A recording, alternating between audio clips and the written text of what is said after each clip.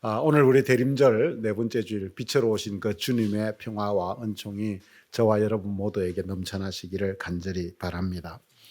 1960년대 미국은 노예제도가 폐지된 지가 한참 지났지만 실제로는 여전히 인종차별과 그리고 인종분리 정책이 자리 잡고 있는 그런 혼란스러운 나라였습니다. 흑인 자녀들은 여전히 흑인과 백인이 분리된 학교를 다녀야만 하였고, 그리고 어른들은 투표권의 제한과 그리고 보이지 않는 취업 차별 속에서 살아가야만 했습니다. 이때 등장했던 인권운동가가 우리가 잘 알고 있는 마르틴 루터 킹 목사이지요. 그는 1963년 8월 28일 워싱턴 대행진에서 노예제를 폐지했던 링컨 기념관 앞에서 그는 아주 유명한 연설을 남깁니다. 노예제도가 100년 전에 선포되었던 그 노예제도가 폐지가 부도난 수표가 되었다라고 하는 이야기를 하면서 그는 이렇게 연설을 합니다. 100년 전 위대한 미국인 한 사람이 노예 해방 선언에 서명했습니다. 그러나 100년이 지난 지금도 흑인은 여전히 자유롭지 않습니다. 우리는 오늘 지켜지지 않은 약속을 요구하기 위해 이 자리에 섰습니다. 나에게는 꿈이 있습니다. 언젠가는 내 자녀가 피부색이 아니라 인격의 내용으로 평가받는 나라에서 살게 되리라는 꿈입니다. 나에게는 꿈이 있습니다. 언젠가 노예의 후손과 노예의 주인의 후손이 형제의 식탁에 함께 앉게 되리라는 꿈입니다. 내게는 꿈이 있습니다. 언젠가는 모든 골짜기가 낮아지며 험한 산이 평원이 되고 구부러진 곳이 펴져서 주님의 영광이 밝히 드러나고 모든 육체가 그것을 함께 보게 되리라는 꿈입니다. 라고 하는 그런 이 유명한 연설을 남겼습니다. 마르틴 루터 킹 목사의 연설은 단순한 정치적 연설이나 또 사람들을 선동하기 위한 그런 연설이 아니라 성경이 말해주고 있는 하나님의 정의와 공의가 무엇인지를 선포한 예언자적인 연설로 지금도 수많은 사람들에게 감동을 주며 우리가 어떤 하나님의 나라를 이 땅에서 꿈꾸어 가야 될 것인가 라고 하는 그 꿈을 꾸게 만드는 그런 연설입니다. 그런데 20세기의 이 인권운동가 킹 목사가 꾸었던 꿈은 사실은 우리가 성경을 읽어가다 보면 이미 2000년 전 예수 그리스도께서 성취하셨던 꿈이었다는 것을 발견하게 됩니다. 바울은 바로 그것을 오늘 본문 속에서 그리스도는 우리의 평화다라고 하는 이 한마디의 말씀을 통해서 말해주고 있는 것입니다. 바울은 하나님과의 관계에서 먼저 된 그 유대인들보다 나중된 이방인이 그리스도의 피로 말미암아 더 가까워졌다라고 하는 이 은혜를 선언한 이후에 그는 거기에서 그치지 아니하고 바로 24절에서 그는 우리의 화평이신지라라고 하는 말씀으로 이어갑니다. 즉 이 그리스도의 평화로 이제 유대인과 이방인 사이에서 다시 이방인이 가까워지고 유대인이 멀어지는 것이 아니라 이 역차별이 아니라 유대인과 이방인 이 두 종족이 모두 하나님 앞에서 새로운 평화로운 또 하나된 새로운 세계가 열렸음을 우리에게 보여주는 것입니다. 그리스도로 인해서 탕자의 비유 속에서 작은 아들과 큰 아들의 화해가 이루어지고 유대인과 이방인 사이의 평화가 이루어졌다라고 하는 이야기지요. 바울 시대에는 바로 이 평화의 과제가 유대인과 이방인의 그런 문제였습니다. 그렇다면 킹 목사가 있던 인권운동을 하던 시대에는 이 평화의 문제는 흑인과 백인의 문제였습니다. 그리고 오늘날에는 강대국과 약소국, 부자와 가난한 자, 권력을 가진 자와 권력을 갖지 못한 자, 힘 있는 자와 힘 없는 자의 그런 문제입니다.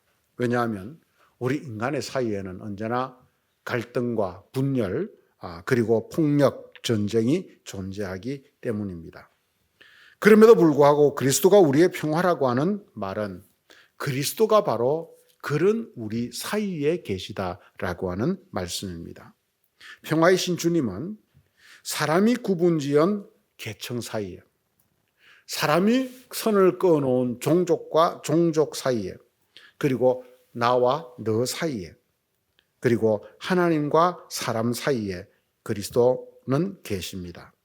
그래서 그리스도는 우리의 평화로 존재하시면서 거기에서 막힌 담을 헐어 제하시고 원수된 것을 소멸하시고 우리 삶의 진정한 샬롬, 완전한 회복을 가져다 주시는 것입니다.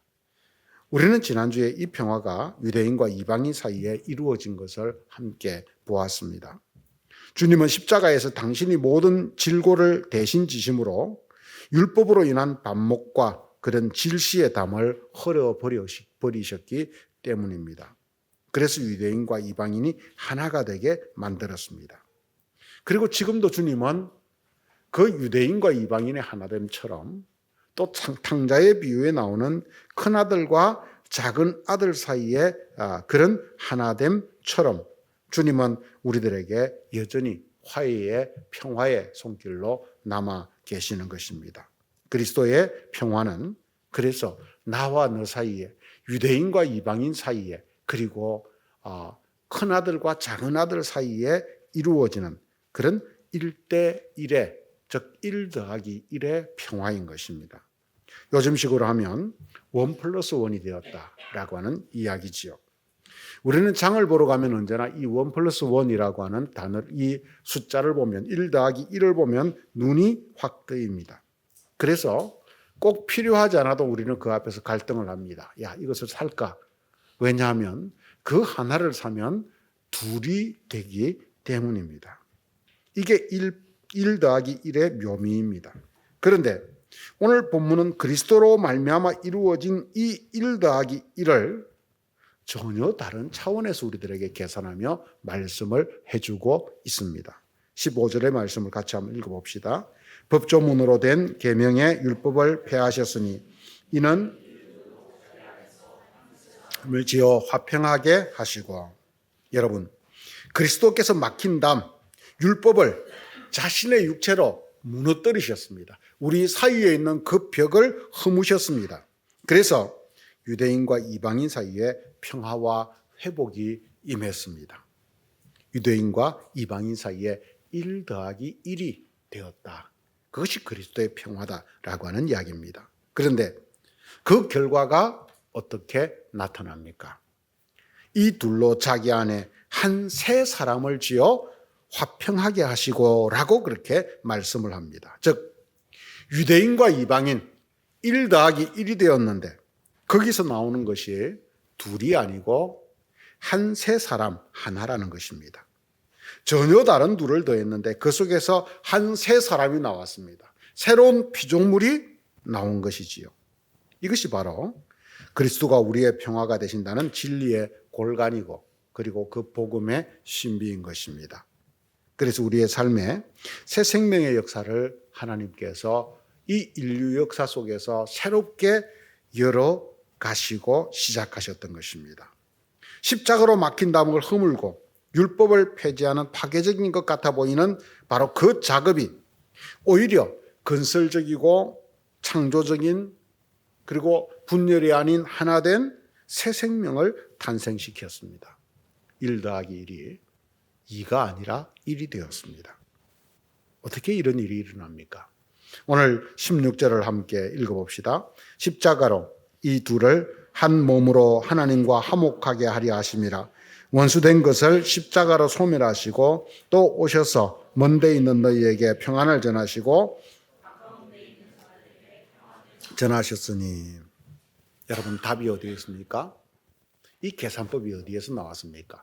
십자가에서부터 나왔습니다.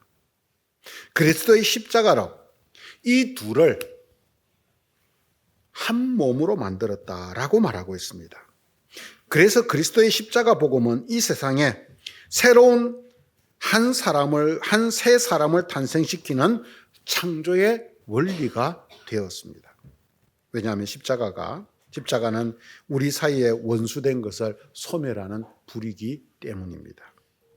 그리스도의 십자가는 유대인과 이방인, 종족과 종족, 흑인과 백인, 강대국과 약소국, 그리고 모든 인간 사이에 있는 모든 원수된 것을 소멸시켜 없애는 능력입니다. 그래서 마침내 그 원수된 것을 하나 되게 하여 1 더하기 1이 2가 되는 것이 아니라 그 1 더하기 1이 1을 통해서 즉 세 사람을 만드는 것입니다. 역설적으로 인간이 만든 가장 폭력적이고 잔인한 형틀인 바로 그 십자가가 둘을 합쳐서 완전한 평화의 세 사람을 만든 바로 그런 역사가 복음의 역사라는 것입니다. 사람들은 예수를 미워하며 그를 십자가에 못 박았지만, 사람들은 예수를 원수처럼 여기며 그를 십자가에 못 박아 죽였지만, 예수님은 그 폭력과 미움의 상징인 십자가로 오히려 그 원수된 것을 소멸하고 평화를 이루고 더 나아가 한 새 생명을 창조하는 것입니다. 이것이 바로 복음의 능력입니다.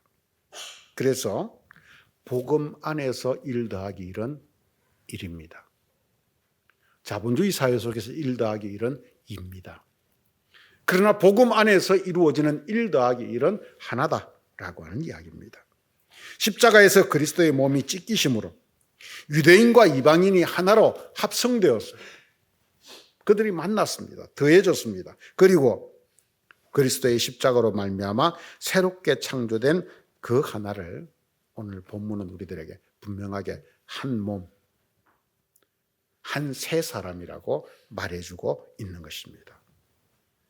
바울은 갈라디아서 3장 28절 말씀에서도 이렇게 말합니다. 너희는 유대인이나 헬라인이나 종이나 자주자나 남자나 여자나 다 그리스도 예수 안에서 하나이니라. 참 놀라운 선언입니다. 어떻게 나와 너가 만났는데 하나가 될까요? 1 더하기 1이 되었는데 2가 아니라 1이 될까요? 그런데 우리는 여기서 한 걸음 더 나아가 이런 질문을 던져보게 됩니다. 그렇다면 십자가로 탄생한 이 하나, 이 세 사람의 정체는 무엇일까요? 그것은 바로 교회입니다.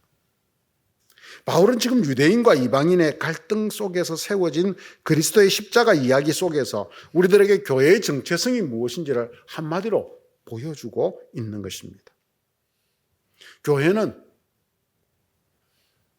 유대인과 이방인 원수된 둘이 1 더하기 1이 되었는데 그것을 통해서 하나로 탄생되는 한 세 사람으로 탄생되는 것이 교회입니다.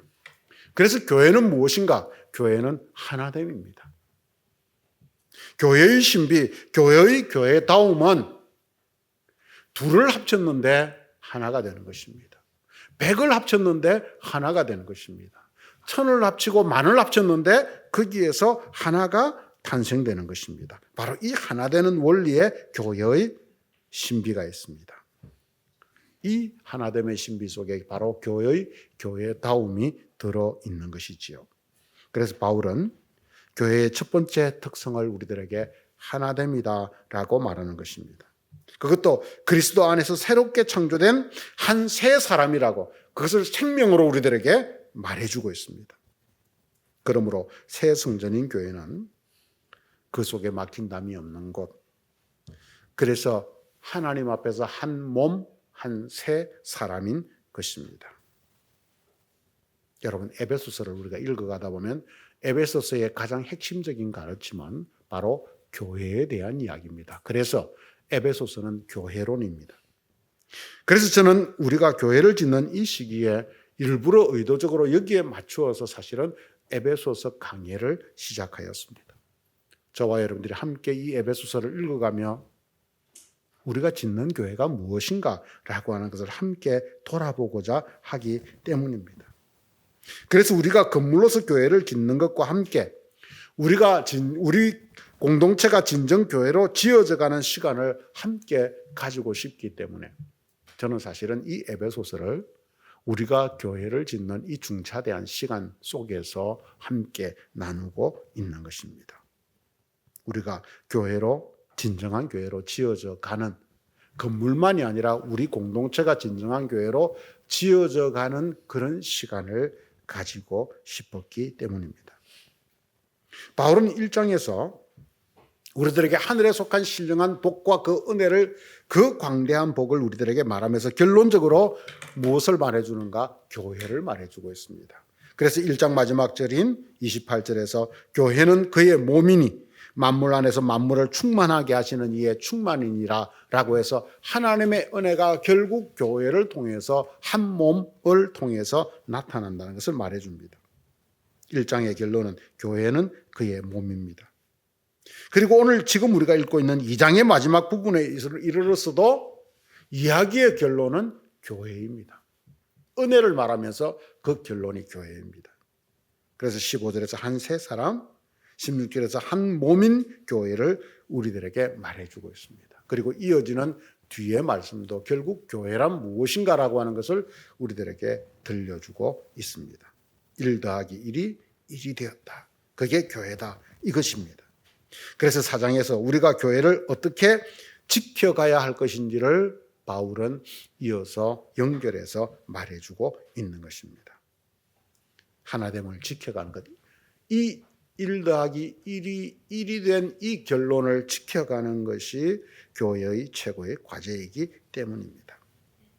그래서 에베소서는 4장 1절에서 3절 속에서 바울은 그러므로 주 안에 갇힌 내가 너희를 권하노니 너희가 부르심을 받은 일에 합당하게 행하여 모든 겸손과 온유로 하고 오래 참음으로 사람 가운데서 서로 용납하고 평안에 매는 줄로 성령에 하나 되게 하신 것을 힘써 지키라 라고 하는 권면으로 이어져 가고 있습니다.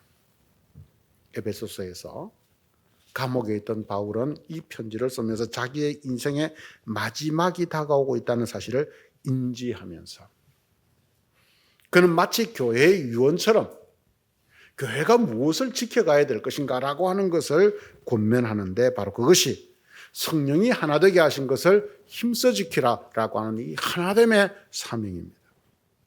우리는 왜 4장에서 이런 이야기가 나오는지를 사실 앞에 1장에서 한 몸의 이야기 그리고 우리가 지금 읽고 있는 2장에서 교회는 원수된 유대인과 이방인을 합쳤는데 그것이 한 세 사람이 탄생했다라고 하는 바로 그 결론, 이 한 세 사람이 교회라고 하는 바로 이 말씀을 이해할 때 우리는 4장의 이 권면이 얼마나 중요한 권면인가 라고 하는 것을 비로소 이해하게 됩니다.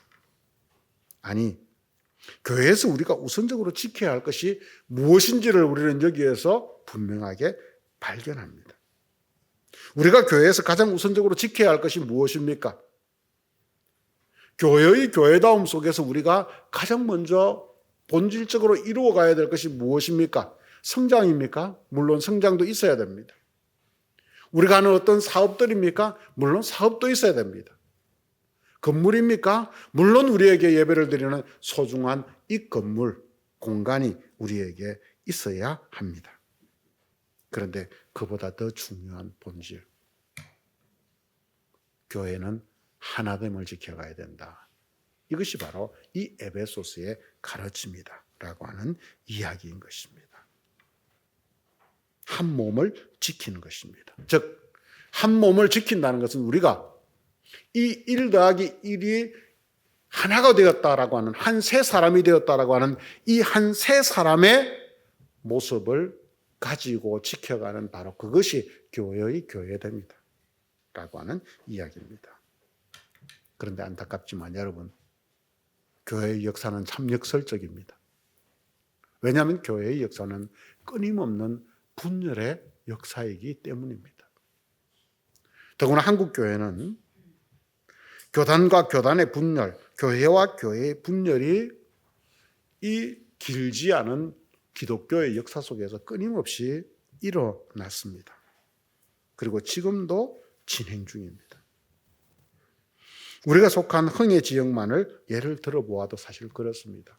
많은 교회들이 있는데 대부분의 역사들을 보면 한 교회에서 싸워서 분열이 되어서 나온 교회들이 이 흥의 지역의 교회들의 주를 이루고 있는 것을 우리는 보게 됩니다. 여러분, 왜 교회 속에 분열의 역사가 끊임없이 일어날까요? 교회가 교회의 무엇인지를 사람들이 모르고 있었기 때문입니다.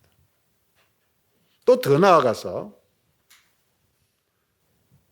그 분열의 역사 속에는 자기는 옳고 남은 틀렸다라고 하는 이 자기의에 사로잡힌 잘못된 생각들 때문입니다. 자기는 의롭고 남은 불의하다는 생각, 바로 거기에서부터 나는 맞고 너는 틀렸으니 너는 나가, 이런 이야기가 되는 것입니다. 1 더하기 1이 한 세 사람이 되어야 되는데 여전히 1 더하기 1이 1 더하기 1로 둘로 남아있는 바로 그런 이 정체성 때문입니다.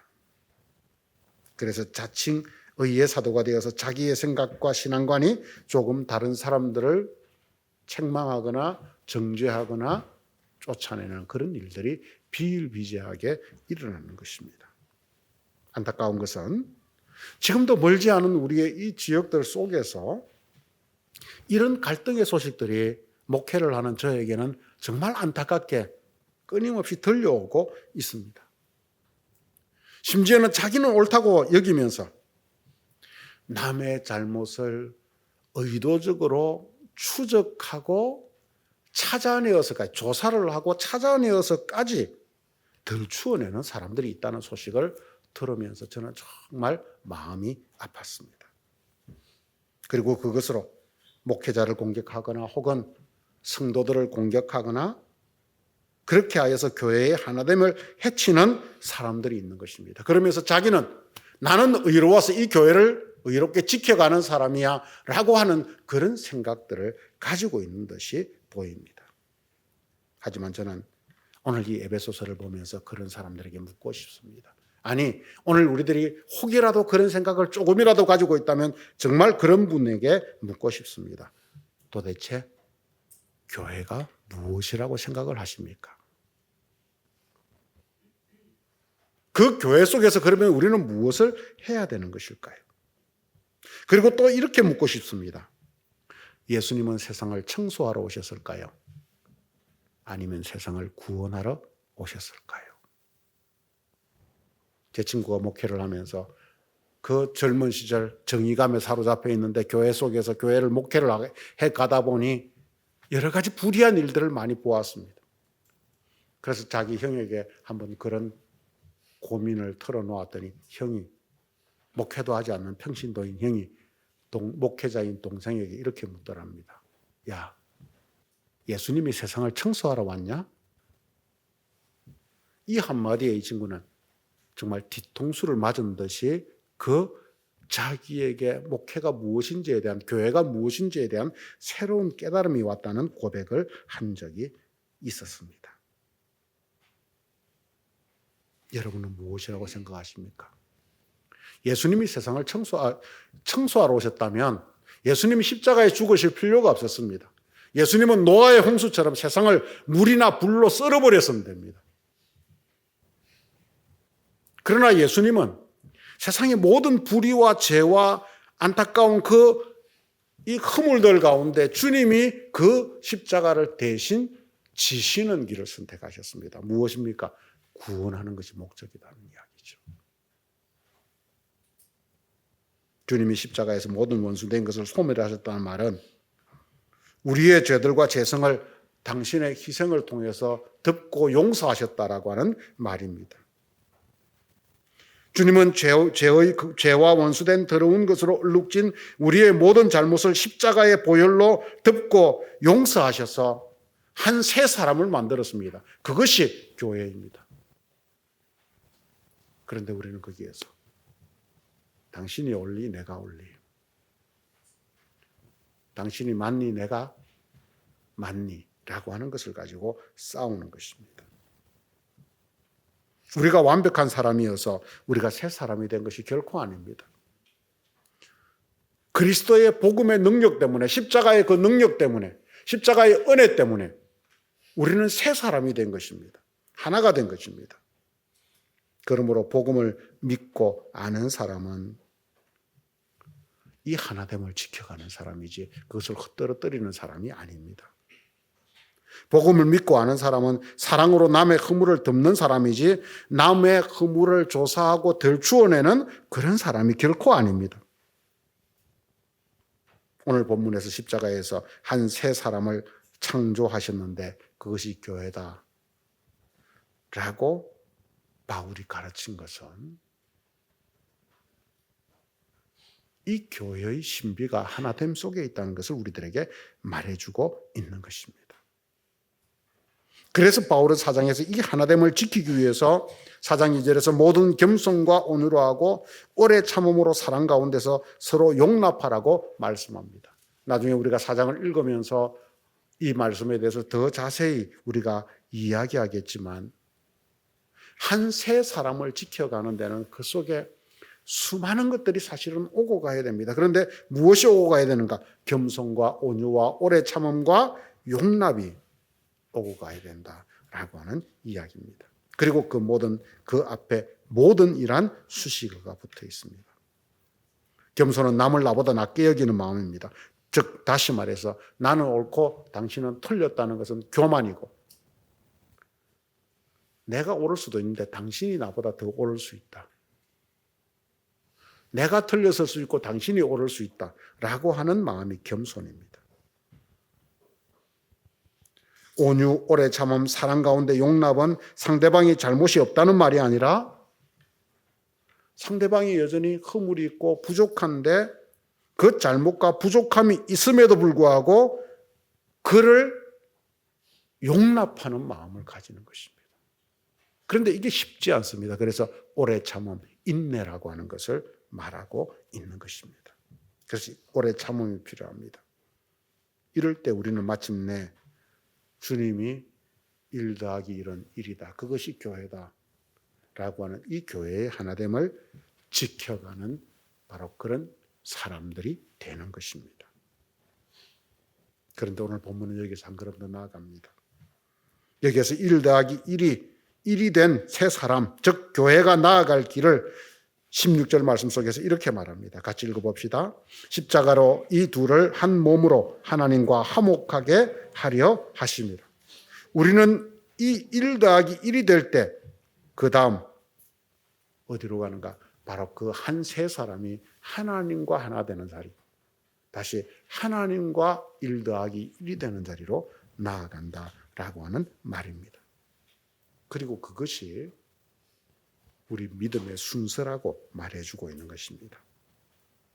18절은 이것을 한 번 더 이렇게 말해주고 있습니다. 이는 그로 말미암아 우리 둘이 한 성령 안에서 아버지께 나아감을 얻게 하려 하심이라.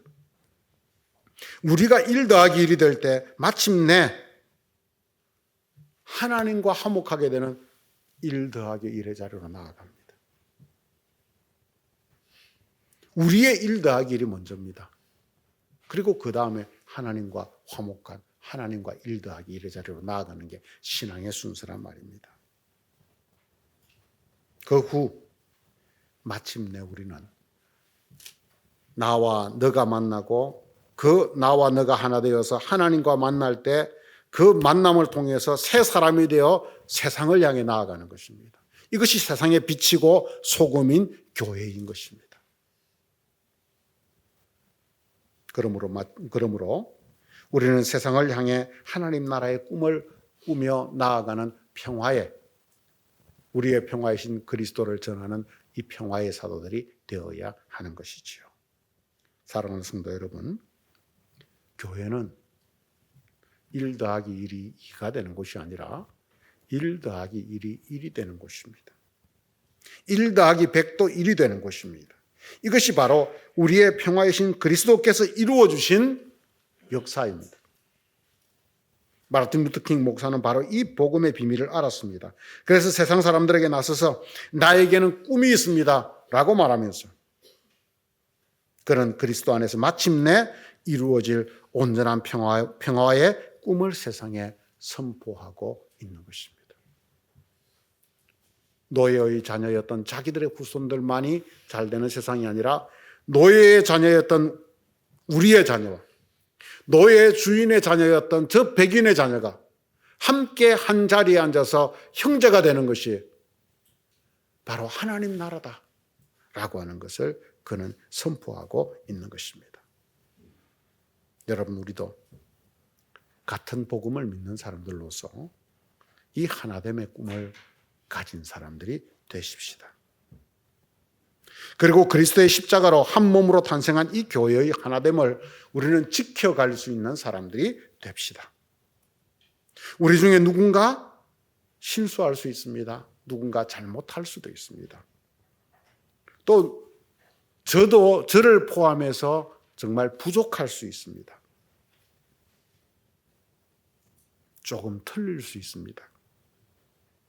하지만 우리는 한 몸이기에 겸손과 온유와 오래 참음과 사랑의 용납으로 이 하나됨을 지켜가는 아름다운 공동체가 되어가야 되는 것입니다. 이것이 교회입니다. 그래서 킹 목사가 꿈꾸었던 것처럼 이 세상에서 그리스도의 평화의 복음을 전하는 한 세 사람, 온전한 교회가 될 수 있기를, 우리가 온전한 교회로 지어져 가기를 주님의 이름으로 간절히 축원드립니다. 같이 기도하겠습니다.